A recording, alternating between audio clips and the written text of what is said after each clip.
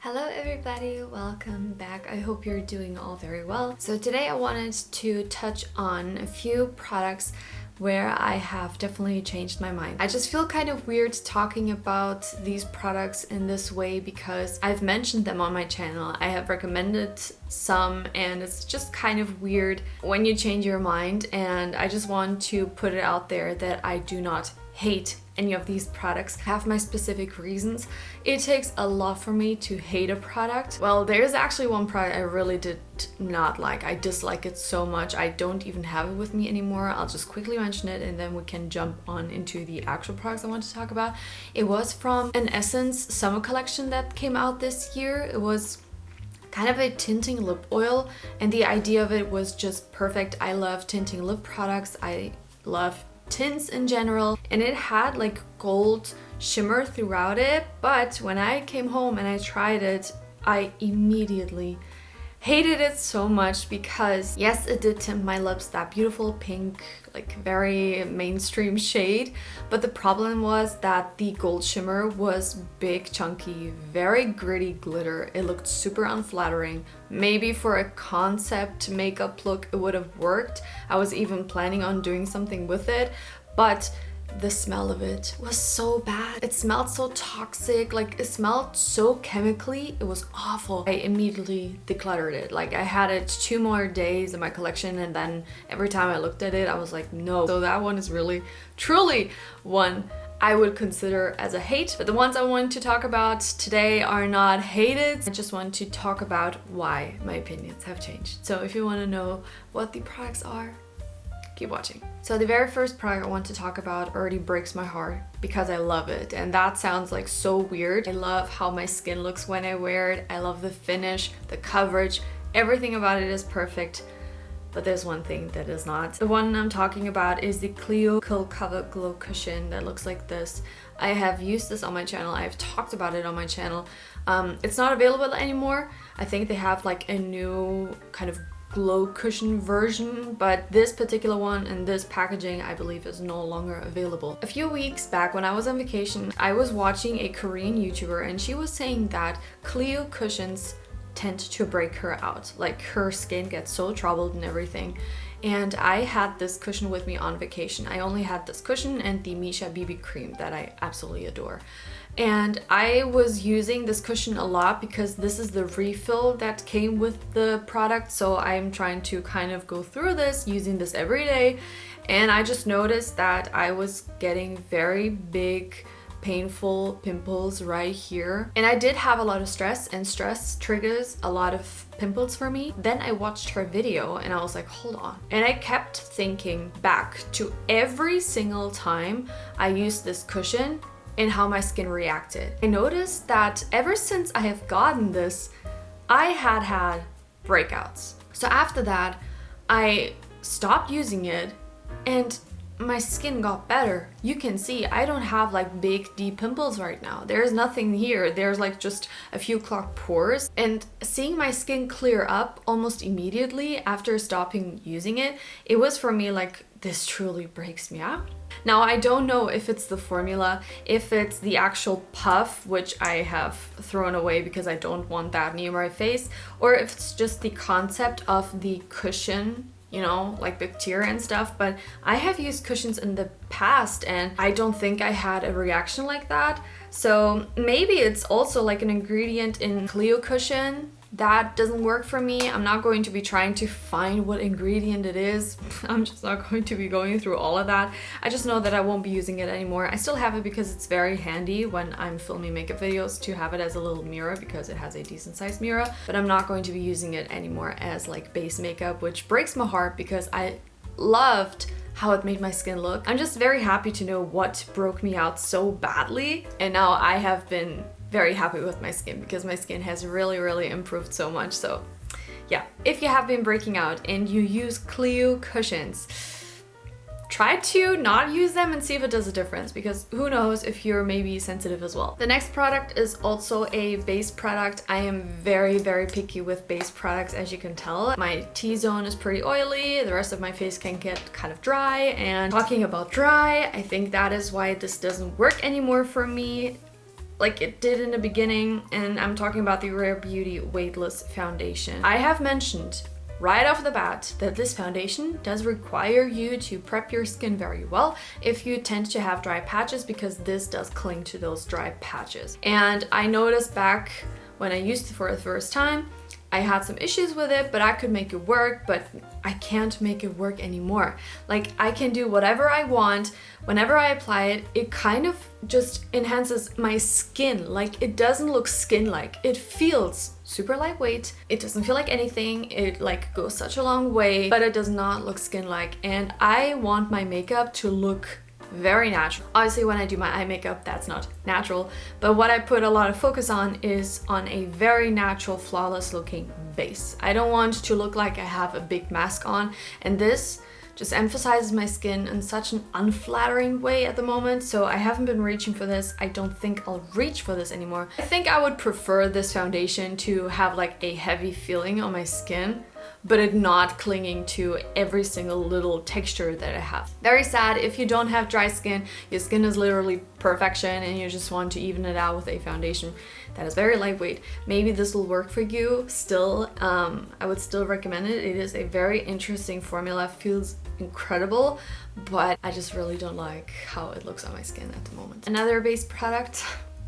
as you can see, the base category just is a little bit critical for me. When I ordered for my birthday in May a lot of e.l.f. makeup, I ordered the e.l.f. Hydrating Camo Concealer, and I had mentioned it on my channel that I was not quite sure how I felt about it, but now I totally know how I feel about this. Before I start with that, I just want to point out that this separates like flippin' crazy. I don't think you'll be able to see it, but it's separating so badly, and I try to mix it together. I shake it, I do this. That is already something that bothers me, that it separates so fast. Back to why I actually don't really like it anymore. I felt like this concealer had such high coverage, but at the same time it was translucent. I found it so hard to use, first off because of the big doe foot applicator. I'm actually not a fan of this. I think that for people who like to apply a generous amount, this is perfect, but I like, again, very natural makeup, and I just felt like no matter what I was doing, I was just depositing way too much on my skin.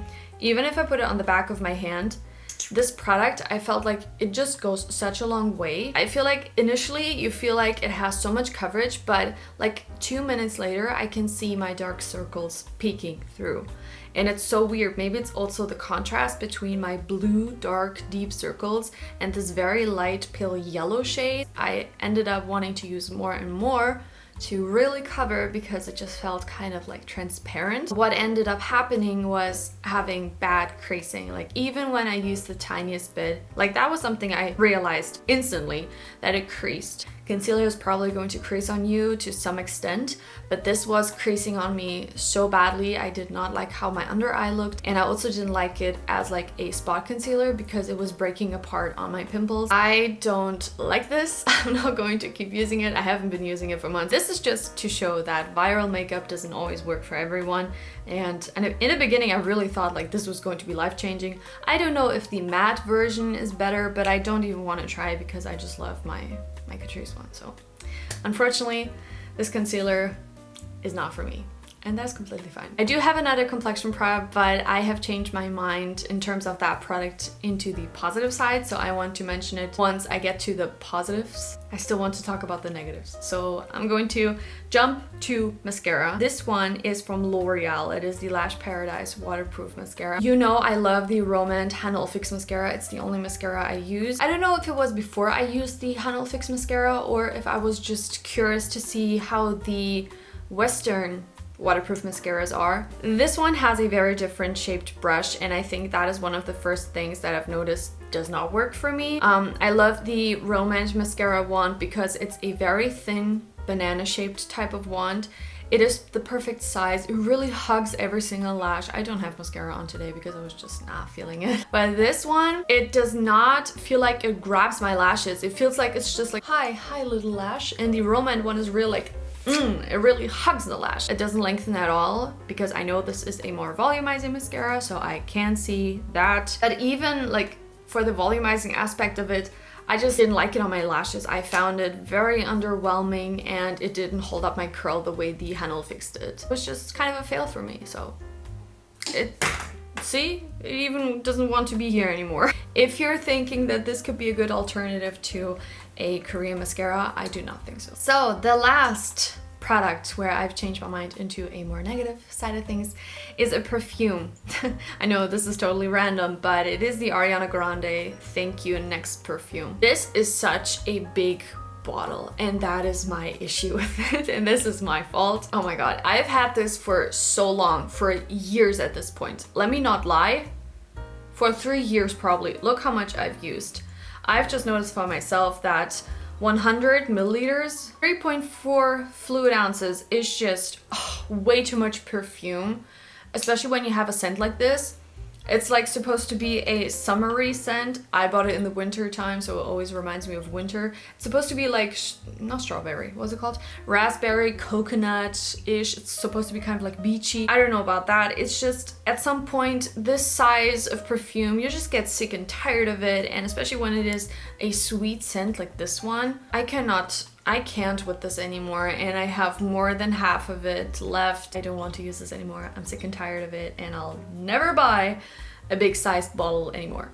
Never again. Let's go into the products where I changed my mind into the positive side of things. The first one, as I said, is a complexion product. This one is the highlighter from MAC, Soft and Gentle. I never talked badly about this on my channel, right? So maybe it sounds kind of weird of me being like, oh, I've changed my mind into the positive side. Well, I never talked badly about it, but in the beginning, when I first got it, before I started YouTube, normal everyday consumer bought this $30 and I did not like it. I heard people say, oh, it has bigger shimmer in it. Some people say it's glitter. I don't think so. I think it just has bigger shimmer in it. And in the beginning, I did not like that about it, but I love this highlighter now so much. And who talked about it? I don't know who on YouTube said that sometimes this little bit more amount of shimmer in a highlighter is actually what makes it look wet on the skin. And I think I really have to agree, because this highlighter, like even the Catrice More Than Glow highlighter that I love so much, I still think that this formula, like away from the glitter, this formula is so beautiful and it's just so skin-like, because first of all, it's a baked formula. Second of all, it doesn't have a base tone to it. It's kind of like a translucent highlighter. Like you can't see it. When I'm looking straight ahead, you can't see that weird stripe. It just reflects beautifully. I don't have it on, so I don't know why I'm turning my head, but it is such a beautiful highlighter, and I truly believe that it's that little bit amount of more shimmer that really makes it look wet. So obviously, close up, you're going to see a lot of shimmer, but the same thing goes for the e.l.f. putty blushes, the luminous ones. They look exactly like this highlighter looks on the skin. I don't know why a lot of people are like, oh my god, you can't see the glitter or like the shimmer, it's so beautiful, blah blah blah. I think you can see a heck ton of shimmer with that blush, which is why in the beginning I was kind of like, oh, do I like it? I still have my days where I'm like, I do really enjoy it, but sometimes I'm like, I wish it had less shimmer. So I just want to point that out there, that those are not shimmerless. I don't know why some people are being so picky about a product, roast it, and then there's a new product that it's almost the same and they're like, oh my god, it's amazing. I just want to say that it's almost the same thing. So I've really come to appreciate this highlighter more and more every time I use it. I love how it looks when I want an intense glow or a natural candlelit glow. This highlighter can do it all. Definitely a love. And another product I really disliked at the very beginning, even wanted to do like a disappointing makeup items video, and I wanted to mention this. This was the full-on inspiration for that. And now I'm like, are you stupid? It is the BH Cosmetics Beautiful in Barcelona palette. I do not use this very much, and the only reason why is because it is a very deep, dramatic palette, and you know me, I love my natural shades, I love more soft shades, so I think that that is one of the reasons why I initially didn't like it. This was my first BH Cosmetics palette after a lot of years, because the only one I had, or the only other two ones I had, was one from Carly Bible. It was like white. I still have it. It's so old. And I also had one in collaboration with Bubs Beauty. So those were the only reference points I had, and those were very natural, very, very natural formulas. And obviously after a lot of years, makeup brands just start to revamp and improve their formulas, and this was a great example for that. And I was just not used to dramatic eyeshadows. I was using a lot of K-Beauty, which tends to be a little bit more soft, and when I used this for the first time, I absolutely hated it. It was too pigmented for me. Like, I went into this dark brown here and I thought that my world was breaking apart because it was just so much pigment. I was not able to blend it out. Also, because of it being a pretty deep palette in color, I think that also made it a little bit more difficult. Obviously, blending out a shade like this is probably not going to take as much work like a shade like this. So I was just not really used to this, and I really had to kind of start to learn to work with shadows like this.